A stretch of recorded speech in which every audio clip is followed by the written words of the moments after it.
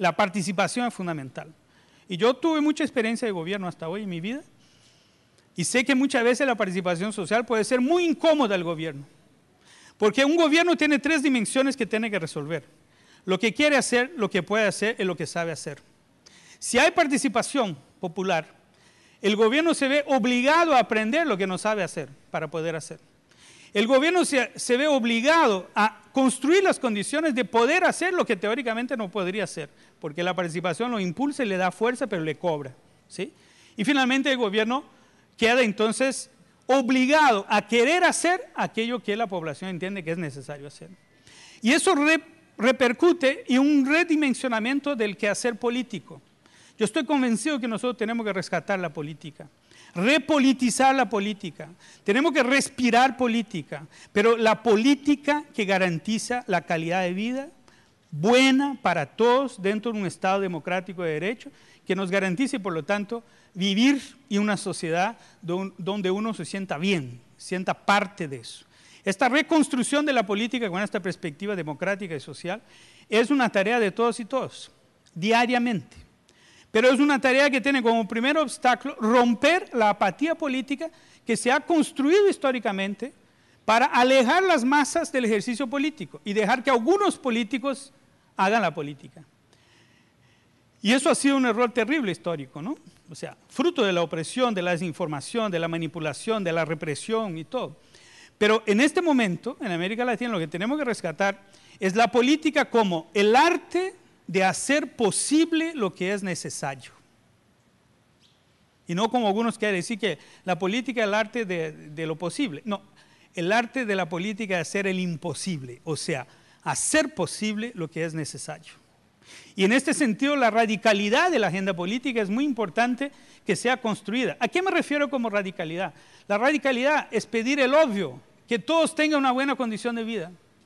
Y ahí hay otra cosa de la semántica política que es muy importante entender. Nosotros hoy intentamos discutir cómo cambiar utilizando el lenguaje de los que justamente no quieren que cambie. Entonces empezamos a hablar como los técnicos del Banco Mundial, del Fondo Monetario y tal. Y hablamos de vulnerabilidades, de costo-beneficio, ¿no? de la eficiencia del gasto y tal. Y olvidamos los elementos de la política. Yo cuando voy a reuniones con ONGs, los escucho y digo, bueno, ¿cuál es la diferencia última entre lo que dicen, como dicen, y lo que dicen los técnicos del Banco Mundial, del Fondo Monetario y tal? Quizá la corbata y el salario. Nada más. Hay un problema. Hemos sido capturados por una semántica política que ha reducido todas nuestras expectativas. Nosotros necesitamos recuperar el sentido último de las palabras, como democracia, como transformación social, como justicia, ¿no? Bienestar y tal, y no reducir todas nuestras expectativas a vegetar frente a los intereses del capital mundial. La mundialización del capital ha probado que sí podemos compartir ideas mundiales, ¿o no? Si es así, es hora de compartir la idea de una solidaridad mundial. Y esa solidaridad mundial empieza en la solidaridad nacional. Nosotros no podemos invisibilizar la pobreza, el sufrimiento humano y tal, pero no podemos visibilizarlo mediante la victimización de los pobres y de los excluidos, que es lo que se hace hoy. Simplemente un espectáculo, pero es un espectáculo que no nos compromete. Y si vamos a la radicalidad de una idea de universalización de los derechos humanos, el desafío escalar, que comentaba antes, nos obliga a pensar en soluciones que sí lleguen a todos, y no un montón de pequeños proyectos piloto que son muy bonitos, muy queridos, muy tiernos, pero que no cambian la realidad social del país. Y seguimos reproduciendo la misma exclusión, la misma pobreza históricamente. Pensar en clave de transformación social es pensar desde los derechos humanos para todas y todos en cualquier parte del país, del continente, del mundo. Y por lo tanto, eso nos obliga a profundizar nuestra capacidad política y técnica aplicada a esta visión política para encontrar soluciones. Por ejemplo, nuestros países, con este histórico de un sistema separado, trabajadores formales, contributivos de un lado y todo el restante de la población de otro, ha creado un conjunto de infraestructuras públicas que se han deteriorado, que se han abandonado, que se han privatizado, con la intención de hacerlo, para que hoy se discuta que la única forma de ofrecer servicios es, por ejemplo, en las famosas alianzas público-privadas, donde el control y la propiedad pública, el espacio público, es comido por un sentido privatista y por un sentido de la lucratividad que compromete a mediano y largo plazo la capacidad de la oferta pública y la capacidad del Estado. Pero eso hoy es casi difícil discutirlo porque toda la gente cree que esa es la única forma. Yo no estoy de acuerdo con eso. Si queremos tener la capacidad de sistemas universales, la mayor oferta en los servicios públicos tiene que ser de carácter público estatal, porque hay una ley elemental por detrás de eso, nuestra capacidad de controlar la maldad del mercado, por así decirlo. ¿Por qué eso? El mercado capitalista se orienta por una lógica de lucro. Si yo no tengo una capacidad pública de regular este mercado para fines de interés público, yo no voy a poder nunca controlar esta disputa entre el interés público y privado. Por lo tanto, una solución donde la mayor parte de la oferta, sea en salud, educación, en cualquier campo de los derechos, sea dependiente del sector privado, es seguramente una situación que va a derivar en una pérdida de capacidad de defensa del interés público. Por eso, al entrar en una agenda de cómo hacer la universalización, yo tengo por lo menos 4 categorías claves que tengo que responder en este desafío. La primera, ¿cómo yo controlo para fines del interés público esta relación entre público y privado? Porque ustedes saben, ¿no? Acá en Perú es muy notorio. El sector privado creció enormemente. ¿A raíz de qué? De la insuficiencia de la respuesta pública, falta de cobertura, falta, ¿no?, de calidad. ¿Y por qué existe falta de cobertura y calidad? Porque se ha desfinanciado la respuesta pública. Eso pasó y pasa en Brasil también. Tenemos un problema ahí. ¿Cómo podemos competir cuando se desfinancia? Y ahí tenemos una otra dimensión asociada, que es para discutir la relación público-privada, tenemos que discutir la estructura del gasto con las políticas de protección social. En el caso particular de salud, 4 preguntas básicas. ¿Cuánto es que gastamos de Producto Interno Bruto en salud? ¿Cuánto es que gastamos desde el punto de vista público, gasto público en este total? Porque la mayoría tiene que ser público. Si es para ser universal, yo no puedo tener un gasto en salud que la mayor parte es privada. Tercera pregunta, ¿cuánto de esto es gasto directo de bolsillo? Porque eso es lo más injusto que hay, pero afecta directamente esta relación de gasto privado y gasto público. Si quiero ser virtuoso, yo tengo que tener gasto suficiente con la política correspondiente. Hoy hablamos en salud de alrededor de 10%, en caso brasilero. No será muy distinto en los otros países. ¿Por qué? Porque yo tengo que pagar la deuda anterior de falta de infraestructura, de ampliación de cuadros profesionales y tal, y tengo que mantener una estructura de aquí para adelante que sea universalista. Ah, bueno, pero 10% de gasto público es mucho. Pero entonces, mire cuánto se gasta en lo privado y cómo se convierte este gasto hacia dentro del gasto público. Por ejemplo, disputando justamente las capas medias que hoy ponen dinero en el sector privado para tener aseguramiento en salud. ¿Cómo se disputa eso en el mercado? Es fundamental. ¿Cómo se disminuye el gasto de bolsillo? Mediante un conjunto de garantías en la estructura de este gasto. Y finalmente, ¿cómo en estos elementos de relación con el financiamiento uno entiende el sector salud como sector de desarrollo económico y no como gasto? Porque cuando uno habla en gasto público, en salud y las otras políticas sociales, parece que uno quema el dinero. A mí me gusta dar el ejemplo del tema de transferencias, de Bolsa Familia de Brasil, que hay mucha resistencia política conservadora contra eso, que dice que ¿cómo es posible que el gobierno brasileño mantenga 54 millones de personas por transferencia de dinero? ¿Sí? Eso es incentivar que no trabajen, dicen los conservadores. Pero cuando uno va a ver el efecto que tiene este gasto y cuánto eso es, 0,9% del Producto Interno Bruto brasileño que cuesta la Bolsa Familia y las transferencias, beneficios permanentes para jubilados que no tienen que tienen edad de jubilación sin capacidad de recibir pensiones. Eso son simplemente 0,9%.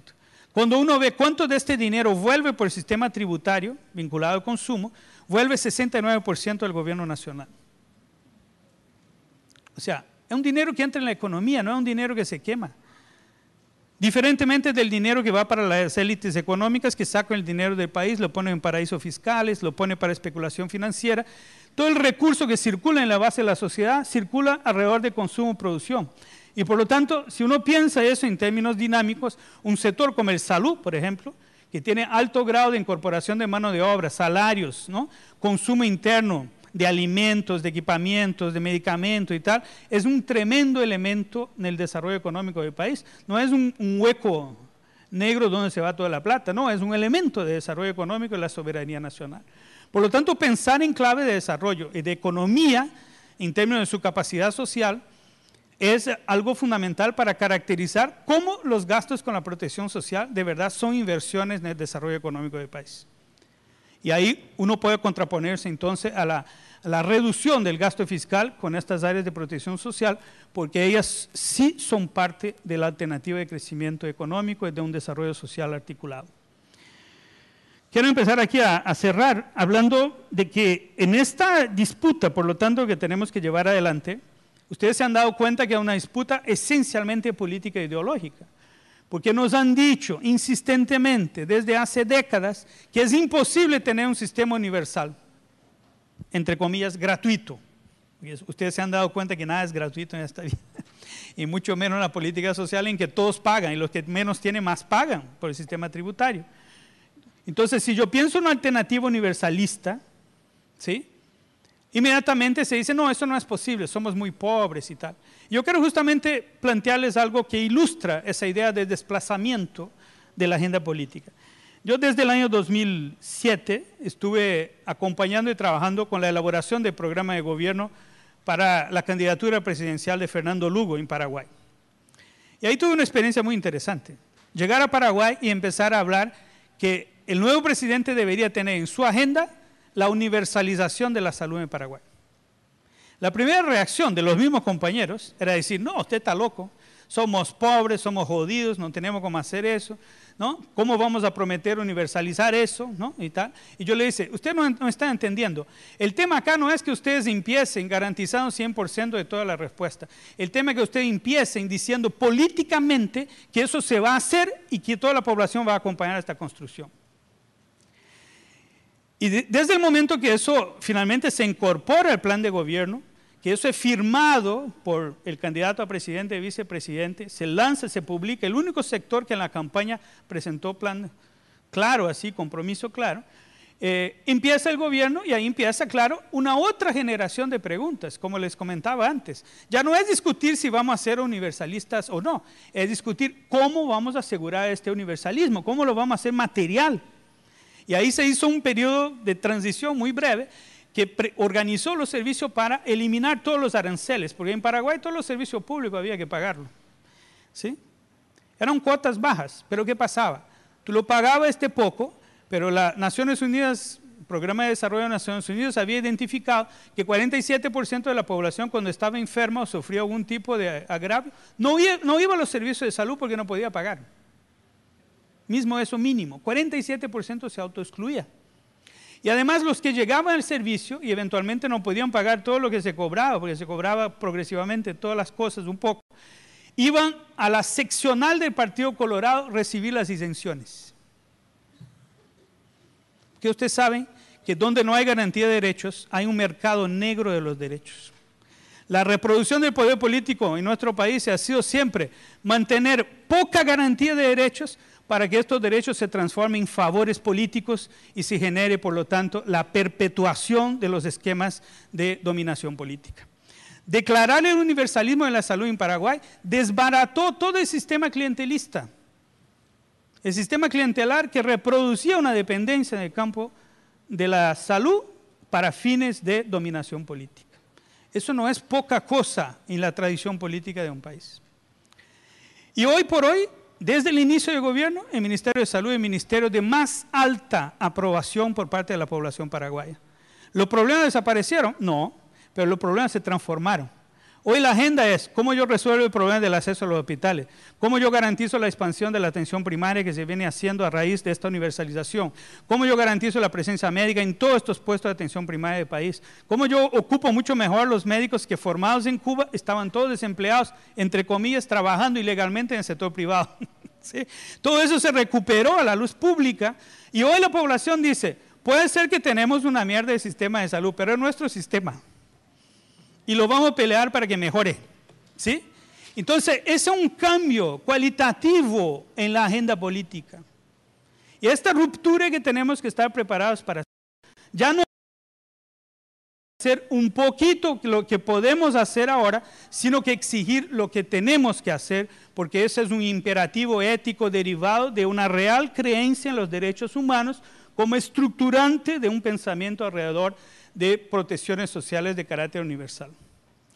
O sea, nuestra tarea es primariamente política, cambiar la calidad política de nuestra agenda. Y para esto, engancharnos en un trabajo de educación política muy fuerte. Una educación política que lleve a las poblaciones el debate sobre qué es vivir en una sociedad donde las protecciones sociales sean la materialidad de los derechos y cómo esto, para ser construido, exige otro Estado, otra democracia, otra relación sociedad-Estado y por lo tanto otra ciudadanía. Esta construcción de una otra dimensión que nos fue robada por nuestra historia, que fue capturada por la semántica neoliberal, es la tarea que se nos impone hoy. Por lo tanto, eso nos hace pensar un poco en lo que hacemos cotidianamente. Y con eso yo no quiero sacar valor, ¿no? Disminuir el valor de todo lo que se puede estar haciendo en la lucha cotidiana de resistencia, de llevar respuestas donde no hay respuestas y tal. Pero uno al tiempo tiene que tener conciencia del límite de estas cosas. Ya escucharon hablar de Sísifo, este personaje mitológico griego. La tragedia de Sísifo, ¿cuál era? Sísifo era un guerrero o algo que entró en conflicto con los dioses del Olimpo y fue condenado a la eternidad de hacer rodar una enorme roca montaña arriba todos los días, siendo que esta roca en la noche volvía a caer al pie de la montaña. ¿Cuál es la tragedia de Sísifo? ¿Hacer algo inútil todos los días? No, la tragedia de Sísifo es cuando él se daba cuenta de la inutilidad de lo que hacía. Esa es la tragedia de Sísifo. Darnos cuenta de la inutilidad de cosas que hacemos en aras de un cambio estructural que deberíamos estar preocupados, no es no hacer, pero es dar otro significado a lo que hacemos. Por lo tanto, esta es una lectura de oportunidades que tenemos hoy, que tenemos que profundizarla. Hablamos un poco aquí antes de empezar aquí esta exposición, sobre el tema de los tiempos para provocar cambios y transformaciones.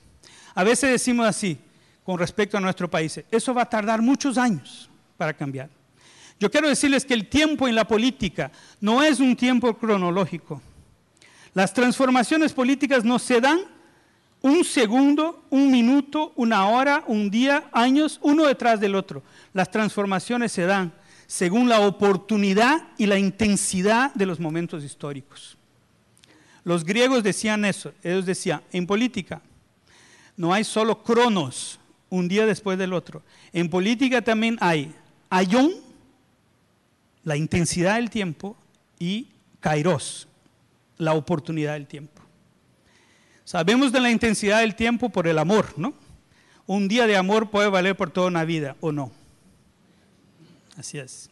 La intensidad del tiempo en la política.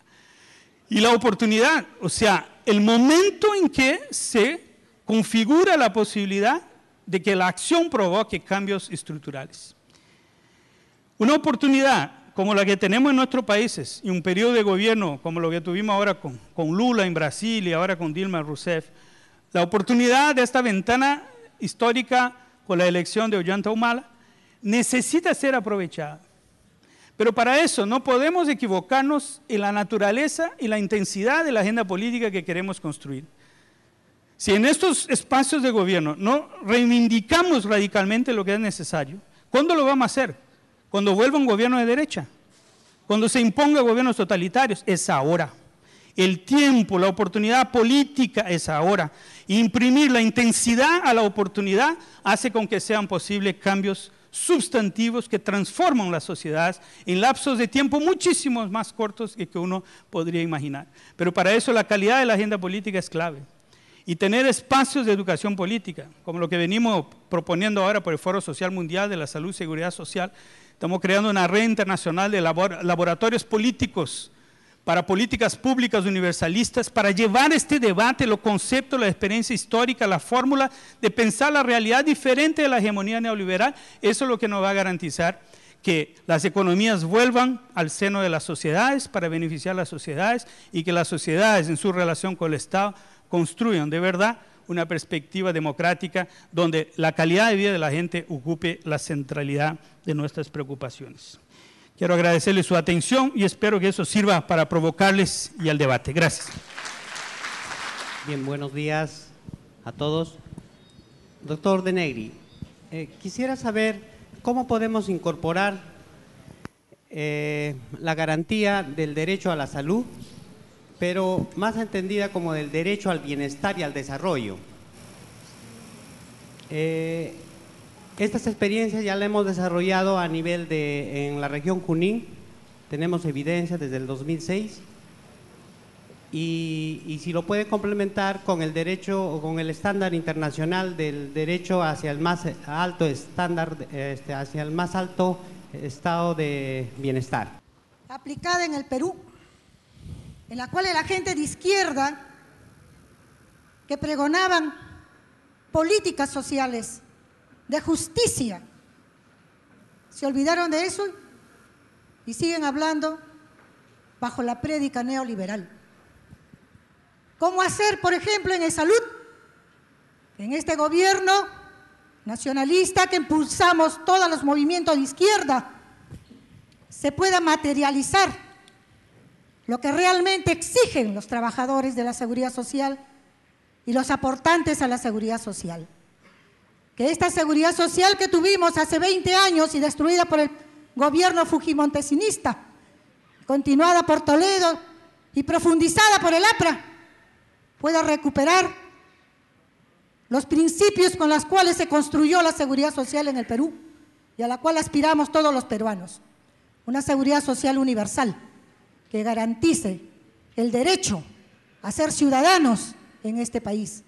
¿Qué hacer frente a esta prédica neoliberal impulsada dentro del gobierno nacionalista por dirigentes y de repente por algunos que ocupan cargos tan importantes en muchas instancias y esferas del Estado? ¿Qué hacer frente a eso?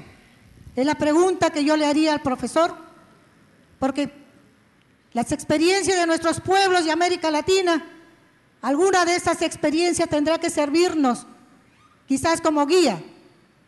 Ya de por sí, el movimiento popular en el Perú ha despertado ante esta posibilidad, como bien lo dice, oportunidad de construir una verdadera sociedad.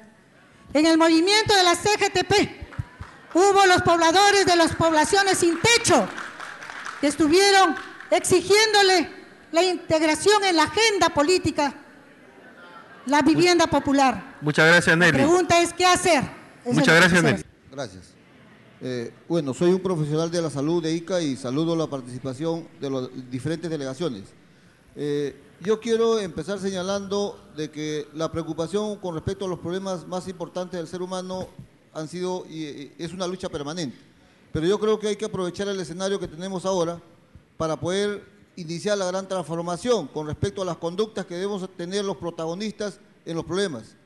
Yo creo que los procesos o los programas que queremos establecer para mejorar la calidad de vida del peruano, obviamente todos somos responsables y ahí está el quid del asunto. Cambiar, digamos, los conceptos que nos han impuesto. Cuando hablamos, digamos, de programas de universalizar, digamos, los servicios básicos, generalmente hablamos de subvención.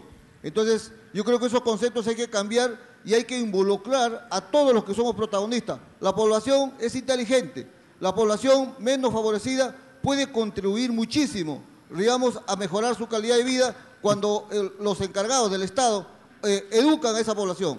Yo le pregunto, la pregunta breve es realmente, ¿es necesario cambiar los conceptos para que la población entienda que ellos son tan importantes en la solución de sus problemas. ¿Es así, doctor De Negri? Esa es la pregunta. Muchas gracias, Jorge. Buenos días a todas y a todos.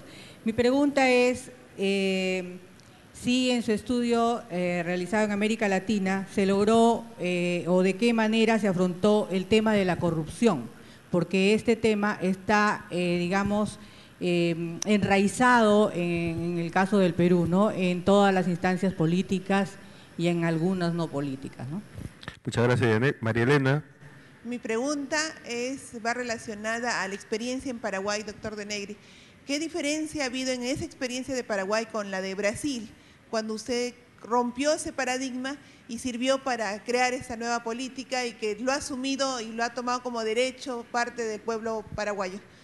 Muchas gracias. Eva Matute, que está cerca. Buenos días, Eva Matute de Loreto. Primero felicitar por la excelente exposición brillante del compatriota Armando De Negri. Luego, quiero hacer una pregunta.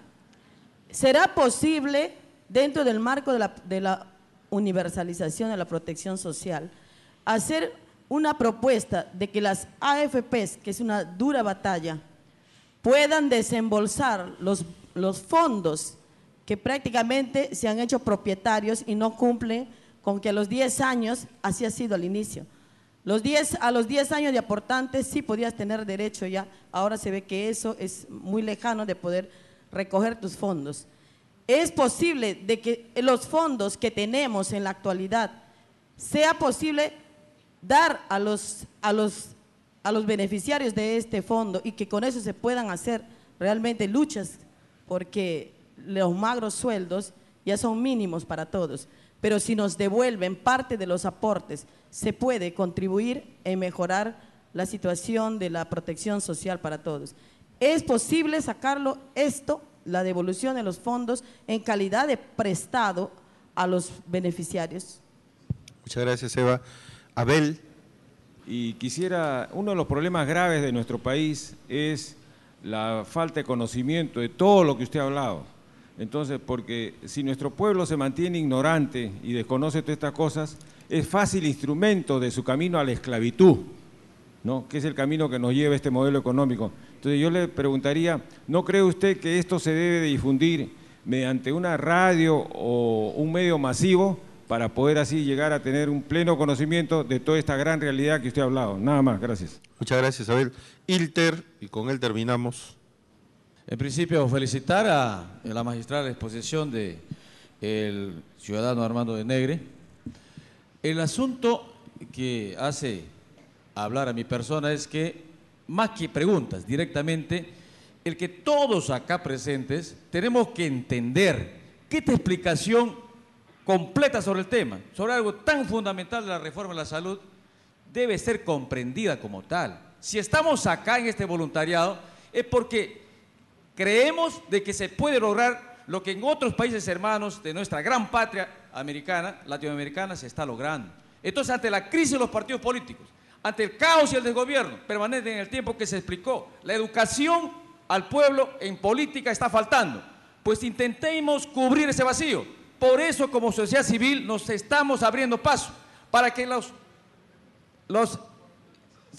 pergaminos, las circunstancias o lo que sea vayan cambiando, los moldes a los cuales nos han encapsulado a través de los tiempos desde nuestros antepasados cambien. Eso necesitamos hacer desde aquí. Si no se entendió la explicación, yo creo que los que estamos allí tenemos que ir hacia nuestros pueblos, hacia nuestros lugares y hacer efecto multiplicador de esto, porque aquí hay mucho por hacer y tenemos que entender esto. Esta es la hora histórica que no podemos perder. El gobierno se está queriendo derechizar. Volvamos al lugar, al espacio que tiene que ser, donde tiene que recorrer el camino que necesitamos para hacer la gran transformación de nuestro país y de México hasta Chile, la gran patria latinoamericana. Nada más. Bien, gracias. Vamos a dar la palabra a Armando, que va a responder a las preguntas en un espacio de 10 minutos y luego seguimos con la parte del programa de la conferencia.